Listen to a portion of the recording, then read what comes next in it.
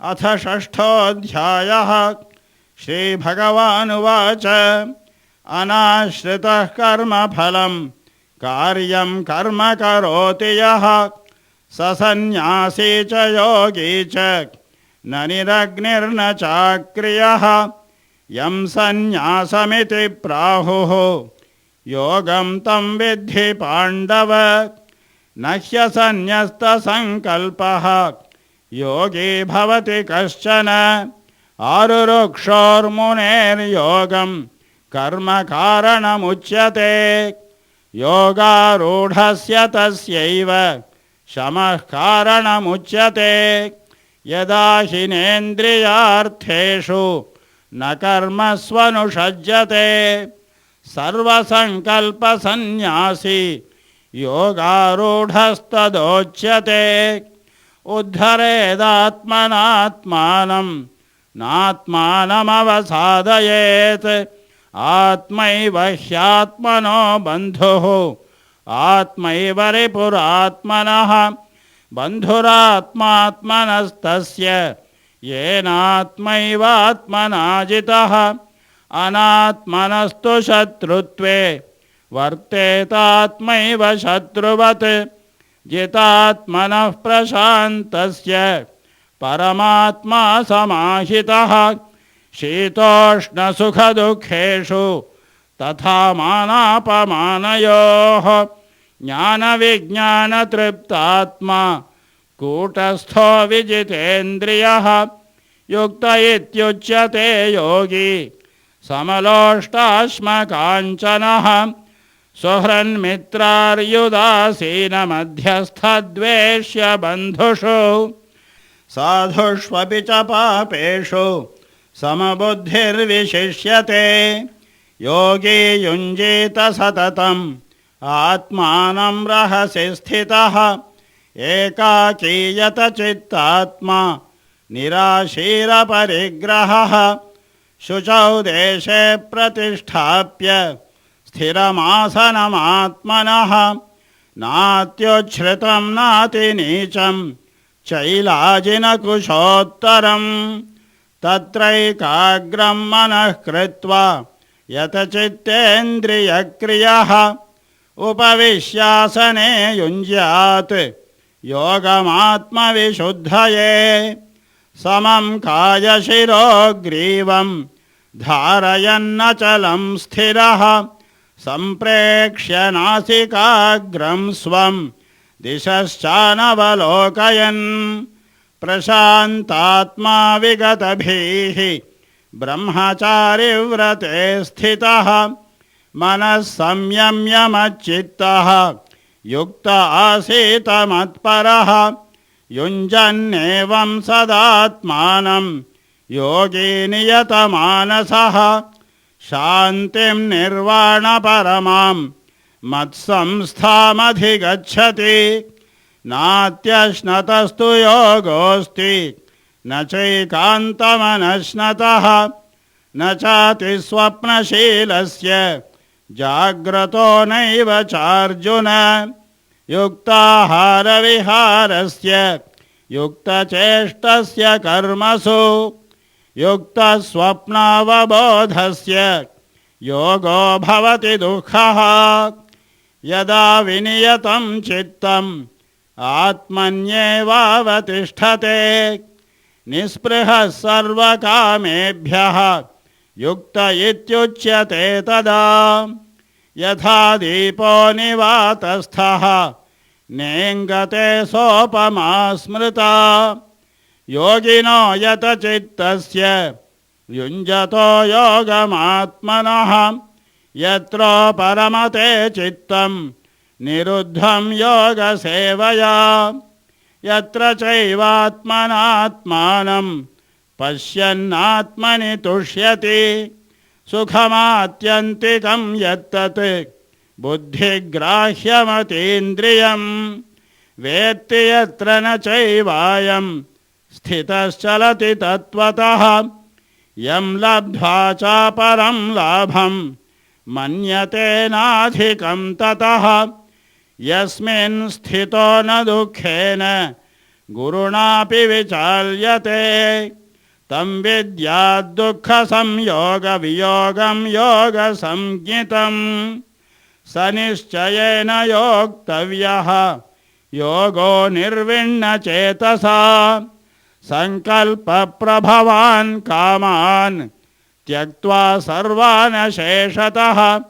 मनसैवेन्द्रियग्रामं विनियम्य समन्ततः शनैः शनैरुपरमेत् बुद्ध्या धृतिगृहीतया आत्मसंस्थं मनः कृत्वा न किञ्चिदपि चिन्तयेत् यतो यतो निश्चरति मनश्चञ्चलमस्थिरं ततस्ततो नियम्यैतत् आत्मन्येव वशं नयेत् प्रशान्तमनसं ह्येनं योगिनं सुखमुत्तमम् उपैति शान्तरजसं ब्रह्मभूतमकल्मषं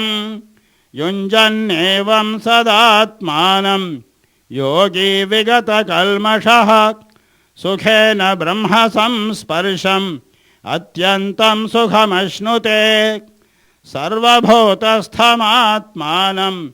सर्वभूतानि चात्मनि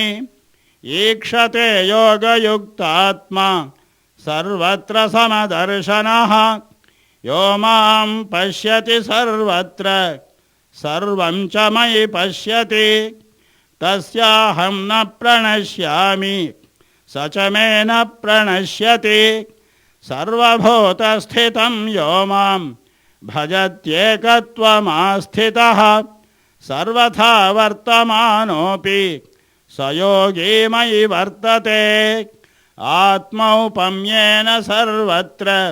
समं पश्यति योऽर्जुन सुखं वा यदि वा दुःखं स योगी परमो मतः अर्जुन उवाच योऽयं योगस्त्वया प्रोक्तः साम्येन मधुसूदन एतस्याहं न पश्यामि चञ्चलत्वात् स्थितिं स्थिरां चञ्चलं हि मनः कृष्ण प्रमाथि बलवदृढं तस्याहं निग्रहं मन्ये वायोरिव सुदुष्करं श्रीभगवानुवाच असंशयं महाबाहो मनो दुर्निग्रहं चलम् अभ्यासेन तु कौन्तेय वैराग्येण च गृह्यते असंयतात्मना योगः दुष्प्राप इति मे मतिः वश्यात्मना तु यतता शक्यो वाप्तुमुपायतः अर्जुन उवाच अयति श्रद्धयोपेतः योगाच्चलितमानसः अप्राप्य योगसंसिद्धिं कां गतिं कृष्ण गच्छति कच्चिन्नो भयविभ्रष्टः छिन्नाभ्रमिव नश्यति अप्रतिष्ठो महाबाहो विमूढो ब्रह्मणः पथि एतन्मे संशयं कृष्ण छेत्तुमर्हस्य शेषतः त्वदन्यः संशयस्यास्य छेत्ता न ह्युपपद्यते श्रीभगवानुवाच पार्थ नैवेह नामुत्र विनाशस्तस्य विद्यते न हि कल्याणकृत् कश्चित् दुर्गतिं तात गच्छति प्राप्य पुण्यकृतां लोकान् उषित्वा शाश्वतीः समाः शुचीनां श्रीमतां गेहे योगभ्रष्टोऽभिजायते अथवा योगिनामेव कुले भवति धीमताम् एतद्धि दुर्लभतरं लोके जन्म यदीदृशं तत्र तं बुद्धिसंयोगं लभते पौर्वदेहिकं यतते च ततो भूयः संसिद्धौ कुरु नन्दन पूर्वाभ्यासेन तेनैव ह्रियते ह्यवशोऽपि सः जिज्ञासुरपि योगस्य शब्दब्रह्माति वर्तते प्रयत्नाद्यतमानस्तु योगी संशुद्धकिल्बिषः अनेकजन्मसंसिद्धः ततो याति परां गतिं तपस्विभ्योऽधिको योगी ज्ञानिभ्योऽपि मतोऽधिकः कर्मिभ्यश्चाधिको योगी तस्माद्योगी भवार्जुन योगिनामपि सर्वेषां मद्गतेनान्तरात्मना श्रद्धावान् भजते यो मां